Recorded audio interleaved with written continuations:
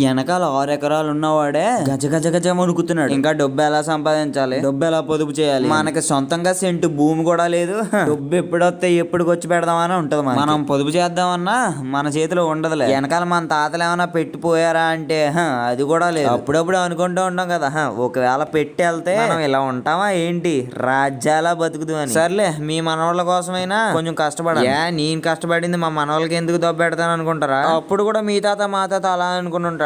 అందుకే మన కోసం ఉంచకుండా కష్టపడిందంతా వాడేసుకున్నాడు. డబ్బు ఆస్తి ఇచ్చినా ఇవ్వకపోయినా మంచి పేరు మర్యాద పెట్టిపోయాడు. అది మాత్రం మెచ్చుకో. ఇంకా మ్యాటర్కి వస్తే ఈ రోజు మా వాటర్ ప్లాంట్ లో మైక్రాన్ ఫిల్టర్స్ అయితే చేంజ్ చేశాను అనమాట. ఇవి ప్రతి 15 days కి ఒకసారి చేంజ్ చేస్తూ ఉంటారు. ప్రతిసారి ఇవి మా డాడీ చేంజ్ చేస్తూ ఉంటారు అనమాట. ఈసారి నేను ఊర్లో ఉన్నాను కాబట్టి నేను చేంజ్ చేశాను. అలా ఫిల్టర్ ట్యూబ్ లో వాటర్ అయితే వేసేసి అందులో నిమ్మప్పు వేసి నానబెట్టి ఉంచేసాం కాసేపు. ఏదైనా సరే నేచురల్ గా క్లీన్ చేయాలి. చాలా మంది బ్లీచింగ్ అది ఇది వేస్తారు.